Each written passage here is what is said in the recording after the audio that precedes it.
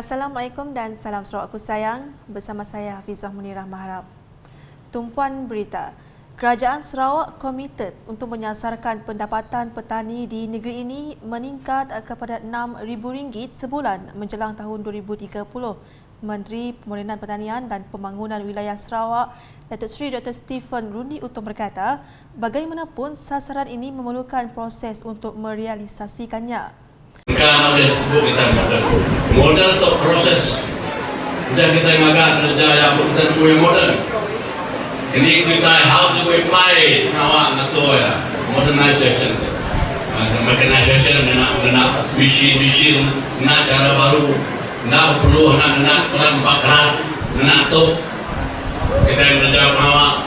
Berantai mengogi misi kita yang mana ke 7 perintah tahun 2030 6,000 perantai misi orang ke rumah. Beliau berkata demikian dalam program Ngiling Tikai 2022 anjuran Petronas Malaysia LNG Sendirian Berhad MLNG di rumah Justin Agas, Sungai Selabit, Labang, Sebauh baru-baru ini. Ahli Dewan Undangan Negeri Adun Kemenak itu menambah dengan portfolio yang dipegangnya itu, beliau akan terus melakukan perubahan untuk masyarakat di luar bandar. Sementara itu, Datuk Seri Dr. Stephen Rundi juga mengumumkan peruntukan projek kecil luar bandar MRP sebanyak RM15,000 kepada Biro Wanita dan RM20,000 kepada Jawatankuasa Kemajuan dan Keselamatan Kampung JKKK Rumah Justin Agas, Sungai Selabit, Labang, Sebauh. Berita seterusnya, kerja-kerja pelebaran serta penurapan peringkat akhir laluan yang bermula dari sepanjang persimpangan Taman Tunku sehingga ke Jejambat Permajaya kini telah siap sepenuhnya dan dibuka kepada orang ramai. Sehubungan itu, Menteri Pengangkutan Sarawak Datuk Seri Lee Kim Shin telah melakukan tinjauan bagi melihat sendiri suasana aliran trafik laluan berkenaan yang merupakan Lebuh-Rayapan Borneo Pakej 11 WPC 11 yang bermula dari persimpangan Taman Tunku sehingga ke Vista Perdana Miri baru-baru ini. Ujarnya ketika ditemui keadaan trafik dilihat sangat memuaskan dan ia merupakan hasil kerjasama pasukan jurutera unit Lebuh-Rayapan Borneo bersama kontraktor untuk menyiapkan kerja-kerja pembinaan projek tersebut. Here to especially thank all of them, our Pen Borneo team, engineers and the contractors for working together, and also they did overtime job, and they are able to finish the work within a week, and it was already opened up.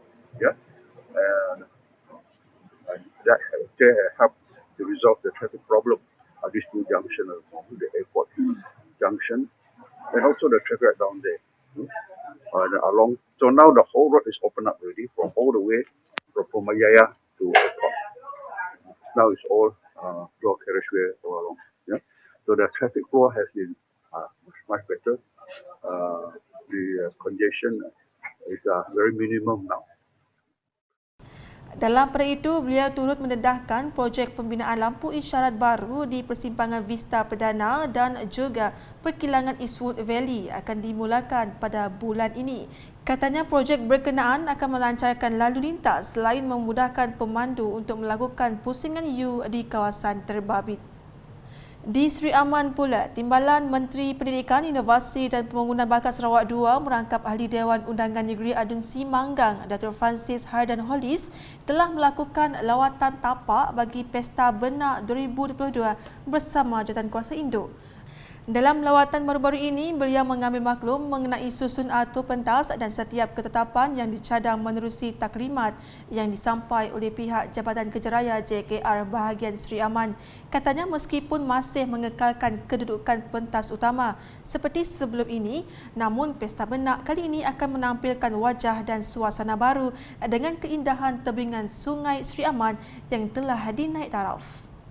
Manakala di Serian, Timbalan Menteri Pemodenan Pertanian dan Pembangunan Wilayah Sarawak Martin Ben meluangkan masa menyempurnakan simbolik pengagihan daging korban sempena Hari Raya Aidiladha di perkarangan Masjid Darul Ihsan, Kampung Seri menanti Serian baru-baru ini. Berucap ringkas dalam majlis itu, beliau memberitahu program seumpamanya penting bagi memberi keceriaan kepada umat Islam dalam menyambut perayaan tersebut. Beliau yang juga Ahli Dewan Undangan Negeri Adun Kedup turut memuji Ketua Kaum Kampung Sri Menanti Muhammad Rashidi Mat Sirat atas usahanya dalam memikul tanggungjawab yang baik bagi memajukan kampung tersebut. Sementara itu, Martin menyeru penduduk agar terus berwaspada dan menjaga kesihatan diri serta keluarga bagi memutuskan penularan wabak COVID-19. Berita dari Belaga pula memaparkan Timbalan Menteri Utiliti dan Telekomunikasi Sarawak Datuk Lee Wan Lagang menyerahkan sumbangan kepada penduduk Rumah Panjang Umar Sambob di Long Semutut yang terjejas akibat kebakaran pada Selasa lepas. Prihatin dengan nasib bangsa kebakaran Rumah Panjang itu, beliau telah turun padang bagi melihat sendiri kesan kebakaran berkenaan pada Rabu. Beliau yang juga Ahli Dewan Undangan Negeri Adun Belaga turut menziarahi dan berjumpa dengan penduduk yang terkesan dengan kejadian itu. Dalam lawatan itu, Datuk Lee Wan telah menghulurkan bantuan segera dari Pusat Khidmat Adun Belaga berjumlah RM43,000 di mana setiap pintu rumah akan mendapat RM500 untuk meringankan sedikit sebanyak beban yang ditanggung. Turut hadir ke lokasi kejadian ialah Ahli Parlimen Kuala Rajang Datuk Wilson Ugak Kumbong yang juga menyumbang sebanyak RM20,000 kepada rumah panjang tersebut. Umar Sambob yang terletak lebih kurang 80 km dari Pekan Belaga merupakan satu perkampungan atau penempatan bagi suku kaum Kenyah. Laporan seterusnya. Penduduk di sekitar Kampung Gitak Laut tidak ketinggalan merasai suasana meriah Hari Raya Aidiladha pada tahun ini menerusi Majlis Pengagihan Daging Korban, anjuran bersama Lembaga Hasil Dalam Negeri LHDN Sarawak dan Surau Darul Fadzillah. Ketua Setiausaha Politik kepada Premier Sarawak merangkap Ahli Dewan Undangan Negeri Adun Tupong Fazrudin Abdul Rahman telah menyempurnakan program tersebut di Kampung Gitak Laut Kuching baru-baru ini. Dalam perkara itu, beliau berkesempatan beramah mesra bersama masyarakat tempatan serta bergotong royong melapah daging dan mengagihkannya kepada para penerima. Untuk rekod, 3 ekor lembu telah disumbangkan oleh pihak LHDN, manakala 2 ekor lagi adalah dari pihak Surau Darul Fadzillah. Berikut pula, Ahli Dewan Undangan Negeri Adun Tebedu Dr. Simon Sinang Bada telah menyempurnakan simbolik penyerahan projek transformasi luar bandar RTP bernilai RM650,000 untuk membina jalan pertanian di kawasan Tebedu pada Rabu. Projek yang mengambil masa selama 4 bulan di bawah seliaan Jabatan Saliran dan Pengairan Bahagian Serian itu melibatkan Kampung Temung Mawang, Kampung Temung Bangan dan Kampung Entubuh. Penyerahan tersebut diadakan di ketiga-tiga tapak projek yang turut disaksikan oleh Pegawai Daerah Tebedu Joseph Liao. Sementara itu, Dr. Simon memberitahu projek-projek berkenaan merupakan janji beliau semasa kempen pilihan raya negeri PRN ke-12 lepas bagi meneruskan kesinambungan arus pembangunan asas di kawasan Tebedu. Jelasnya bagi projek asas pembangunan fasa kedua, beliau akan memfokus untuk menaik taraf sosioekonomi rakyat luar bandar menerusi bidang pertanian.